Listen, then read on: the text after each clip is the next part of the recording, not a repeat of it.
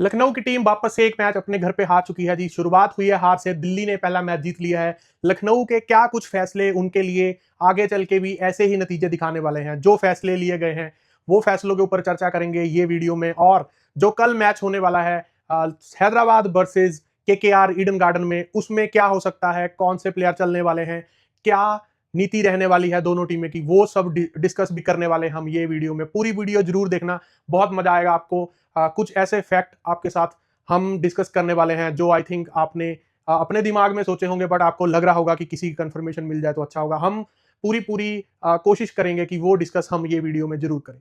चलिए जी, शुरुआत करते हैं बिना किसी देरी के। पहले बात करेंगे जी आज जो मैच खेला गया। आज मैच था जी लखनऊ के ग्राउंड पे, लखनऊ की टीम के साथ दिल्ली का। दिल्ली की टीम जीत चुकी है जी, और हासिल कर लिए हैं उन्होंने 2 अंक पहले ही मैच में जीत के। और लखनऊ वालों को बहुत ही एक बोल सकते हैं कि शर्मनाक हार उनके घर पे पहले ही मैच में मिल चुकी है। कहीं कॉम्बिनेशन तितर बितर होते दिखे, कई डिसीजंस गलत दिखे, और जिसकी वजह से ये मैच लूज कर गए हैं वो लोग। और किस्मत का भी साथ दिल्ली के साथ था। पंत का पहले ही मैच में ऐसे आउट होना, और कई और डिसीजंस की बात कर लेते हैं। जैसे कि पहले उन्होंने टॉस जीता, ऋषभ पंत ने पहले बैटिंग का फैसला किया। डिफेंड करेंगे देखेंगे ऐसा उन्होंने सोचा, और जो पहले 11 उतारे उन्होंने, मुझे कुछ सही नहीं लगा उसमें। अगर आप पहले बैटिंग चूज कर रहे हो और आप बॉलिंग में 4 फास्टर बॉलर रख रहे हो, proper faster bowlers, batting order में एक बंदा आपका वहीं पे कम हो गया, और एक स्पिनर भी आपने, आपका जो प्रॉपर एक ही स्पिनर है आपकी टीम में, उसको भी बाहर कर दिया। तो आपने किस हिसाब से वो टीम रखी, मेरे को वो समझ कुछ नहीं आया। अगर आप इंपैक्ट भी करोगे, बाद में करना पड़ा इंपैक्ट, तो आप एक फास्टर बॉलर को बाद में इंपैक्ट कर सकते हो। आपने अपना स्पिनर ही बाहर बिठा दिया जो मेन था। आपने ये सिचुएशन के बारे में सोचा ही नहीं कि आपके अर्ली ऑन विकेट चले गए तो आपके पास कोई रन बनाने वाला नहीं बचेगा, तो आपको एक बैट्समैन अंदर लेके आना पड़ेगा। या तो फिर शहबाज अहमद को आप पहले ही इन रखते, जब आपके पास वो ही एक ऑलराउंडर का विकल्प है। मुझे समझ नहीं लगा कि वो 11 आपने किस हिसाब से सोच के उतारे हैं। आप बैटिंग करने जा रहे हो और 4 फास्टर बॉलर पहले ही ऐड कर रहे हो, तो फिर इंपैक्ट प्लेयर का फायदा क्या हुआ आपके लिए? वो डिसीजन सबसे बड़ा गलत डिसीजन था, क्योंकि एक आपका स्पिनर और एक आपका ऑलराउंडर तो इन रहना ही चाहिए था, चाहे जो भी हो जाए। अगर चलो एक टाइम पे मान भी लेते हैं शहबाज अहमद आपकी फर्स्ट प्रेफरेंस थी ही नहीं बैटिंग के लिए, तो आप उसको बाहर रखो, पर राठी को तो इन रखना चाहिए था ना। आप नॉर्थे को इंपैक्ट कर लेते बाद में। आपके पास इंडियन बॉलर इतने तगड़े हैं, आपको नॉर्थे की जरूरत है ही नहीं बॉलिंग लाइनअप में। आपके पास शमी जैसे बॉलर हैं, प्रिंस यादव जैसे, मयंक यादव जैसे, और मोहसिन खान, आकाश सिंह, ऐसे इंडियन बॉलर्स भरे पड़े हैं आपके पास। फिर आपको नॉर्थे के पास जाने की जरूरत है ही नहीं। नॉर्थे का कोई भी सीजन उठा के देख लो, नॉर्थे ने बॉलिंग परफॉर्मेंस दिया ही नहीं है। ये तो होगी बॉलिंग की बात। वो आगे भी डिस्कस करेंगे कि 3 फास्ट बॉलर जो इंडियन थे उन्होंने तो बहुत तगड़ा परफॉर्म करके दिया, बट नॉर्थे की वजह से हार गए, और वो 5वां विकल्प आपके पास जो राठी का नहीं था, उसकी वजह से नुकसान झेलना पड़ा आपको। क्या शहबाज अहमद को लेके आने का अंदर फैसला सही था? एक टाइम पे मान भी लेते हैं, चलो आप सोच रहे थे कि यार उसको लेके आना ही पड़ेगा, अगर रन ही नहीं होंगे बोर्ड पे तो राठी भी क्या कर लेगा। मैं भी वही सोच रहा था जब मैं मैच देख रहा था कि यहाँ पे एक ऑलराउंडर को लेके आना ही पड़ेगा इनको अंदर, कोई ऑप्शन नहीं। बट उसको बारी ही नहीं मिली लास्ट के 2 ओवर में खेलने की।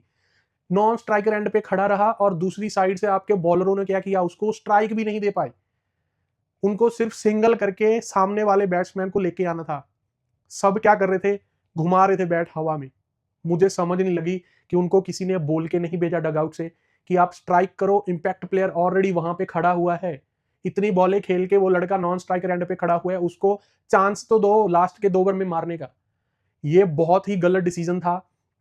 और सेकंड चीज मुझे जो खटक रही है, ऋषभ पंत को कोई जरूरत नहीं है किसी को प्रूफ करने की, ओपनर आके जिम्मेवारी उठाने की। मुझे लग रहा है वो दिल पे ले गया जो लास्ट आईपीएल लोगों ने चीजें बोली उसको, कि ये जिम्मेवारी नहीं उठा रहा है। कई मैचेस में ऐसा हुआ था जब उसने आयुष बदोनी को भी अपने ऊपर भेज दिया था, और तब ऐसे कमेंट पास किए गए थे कि ये ऋषभ पंत अपनी जिम्मेवारी से भाग रहा है, ये कैप्टन है, उसको अपने ऊपर जिम्मेवारी लेनी चाहिए, आगे आके खेलना चाहिए। बट आपको कोई जरूरत नहीं है किसी को सुनने की।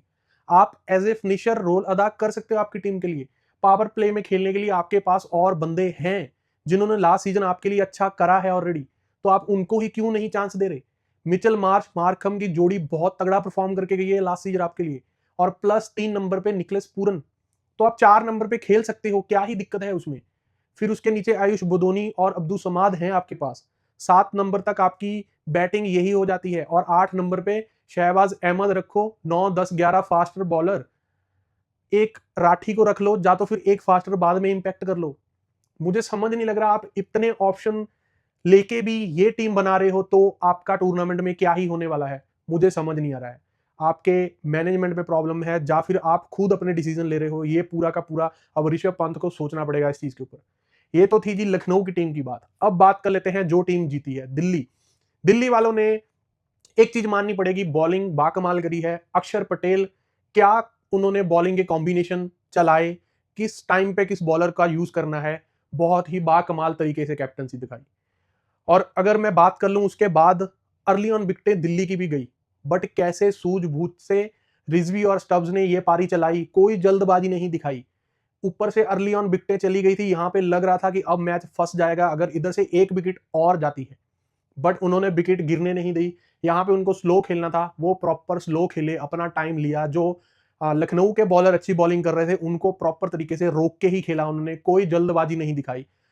रिजवी से ऐसी मैच्योर इनिंग आना दिल्ली के पहले मैच में बहुत एक बड़ा आपको बोल देते हैं कि उन्होंने अपनी काबिलियत दिखा दी है कि आप आगे आने वाले मैचेस में भी मुझे, अगर आपके पास कोई बैट्समैन नहीं है तो 11 में भी रख सकते हो, आपको कोई दिक्कत नहीं होनी चाहिए, आप 3 या 4 नंबर मेरे को खिला सकते हो, ये उन्होंने बता दिया है। अगर सपोज आगे चल के नीतीश राणा को आज चांस मिला था, अगर उनका परफॉर्मेंस नहीं आता है तो रिजवी क्या 11 में हो सकते हैं? जी हाँ, रिजवी को आप 11 में रख सकते हो, कोई दिक्कत वाली बात है ही नहीं। आपके पास नीचे फिनिश करने वाले प्लेयर ऑलरेडी आपने आज टीम में रखे हुए थे। दिल्ली की टीम मेरे को बैलेंस लग रही है, अच्छी खासी 11 आज जो खिलाई बहुत अच्छा था। केएल राहुल, निशंका और राणा आज फ्लॉप गए, अक्षर पटेल फ्लॉप गए, ऊपर से 4 विकेटें जो अर्ली ऑन गई थी, पर चारों में ऐसा दमखम है, आगे चल के आपको अच्छा बैटिंग परफॉर्मेंस देख देंगे। और नीचे अभी तो आशुतोष शर्मा जैसे बैट्समैन ताबड़तोड़ बैटिंग जो करते हैं वो बाहर बैठे हुए हैं। विपराज निगम अच्छी खासी बैटिंग कर लेते हैं। सो बहुत अच्छी टीम है उनकी, नो डाउट।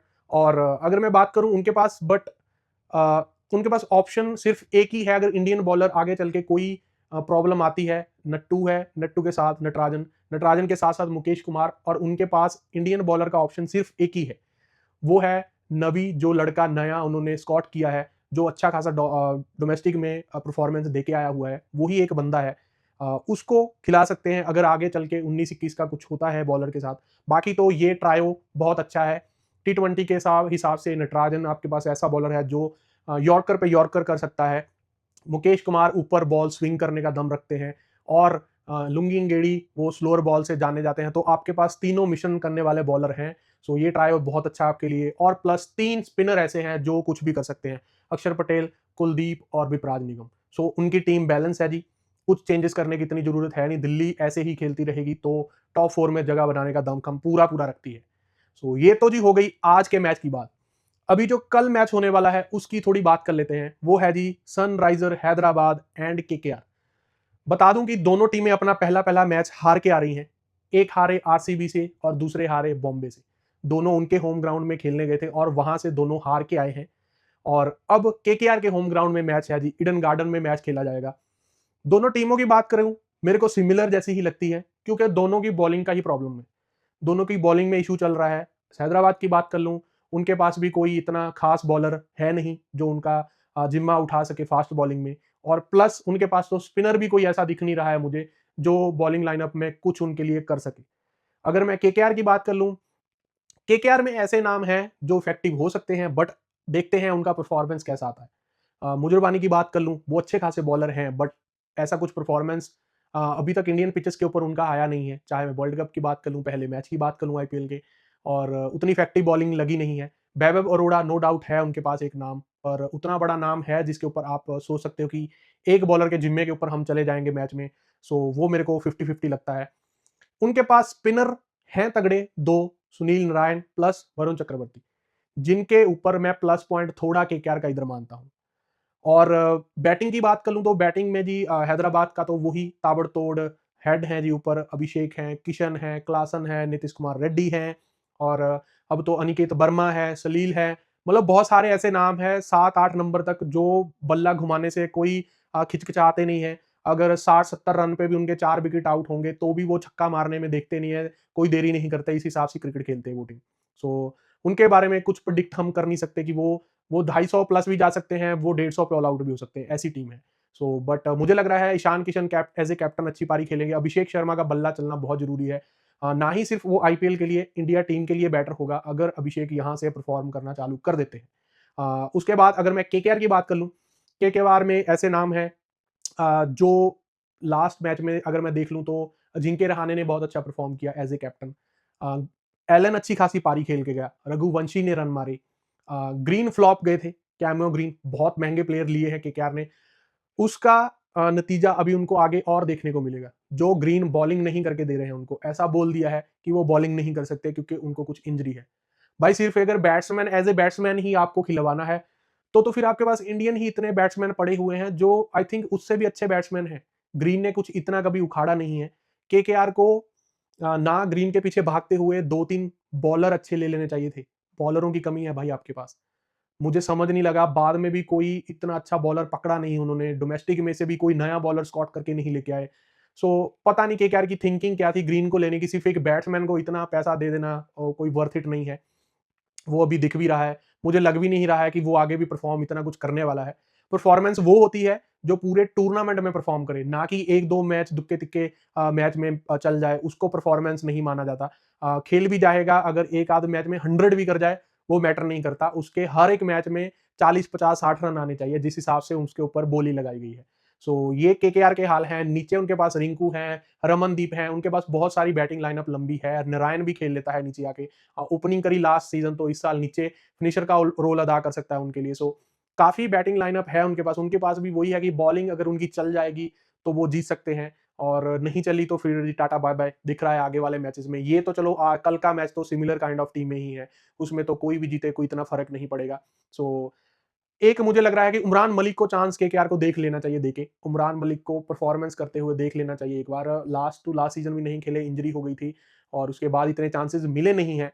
हैदराबाद की तरफ से भी खेले हैं, वहां पे भी इतने चांसेस नहीं मिले उनको। फिर अब केकेआर को थोड़े चांसेस देख लेने चाहिए उसको, देके अच्छा बॉलर है, स्पीड है, सो चांस दे सकते हो, चांस देके देख लो। वैभव अरोड़ा के साथ उमरान मलिक के को खिला लो, और प्लस मुरीद अरमानी तो है ही आपके साथ। फिर आपके पास स्पिनर के ऑप्शन तो बोल ही दिए मैंने जो भी है। सो ऐसा कुछ है जी हाल फिलहाल। मुझे लग रहा है केकेआर का पलड़ा थोड़ा भारी है अपने होम ग्राउंड में। टीम भी थोड़ी बॉलिंग के मुताबिक ऊपर है, बैटिंग सिमिलर काइंड ऑफ ही है दोनों की, जैसे मैंने बोला। सो केकेआर का पलड़ा थोड़ा कल के मैच में भारी है। सो देखते हैं मैच में क्या होगा। बाकी मुझे लग रहा है रन बनने वाले हैं कल के मैच में, जिस हिसाब से बॉलिंग लाइनअप है दोनों की, दोनों के बैट्समैनों को अच्छा हाथ खोलने का चांस मिलेगा। लास्ट के 2 मैचेस में इतने रन नहीं बने हैं, सो मुझे लग रहा है कल हमें बड़े रन देखने को मिल जाएंगे। 200 का टारगेट कल होते हुए दिख रहा है मुझे। सो ये थी जी कुछ बातें मैचेस की जो आपके साथ करनी थी। अगर आपको सारी बातें अच्छी लगी हो, अगर अभी तक आप वीडियो देख रहे हो तो बहुत धन्यवाद आपका। सो वीडियो को लाइक कर दें अगर आपको अच्छी लगी हो, कमेंट में आपकी टीम बता देना जो आपको लग रहा है जीतेगी कल का मैच। और प्लस अभी तक अगर आपने चैनल को सब्सक्राइब नहीं किया है तो वो भी कर लें यार, और अपने दोस्तों के साथ भी शेयर कर दो अगर अच्छी अच्छी क्रिकेट की बातें सुनते रहना है आपको मेरे साथ। सो तब तक के लिए जी अपना प्यार बनाए रखें। रब राखा। Thank you for watching.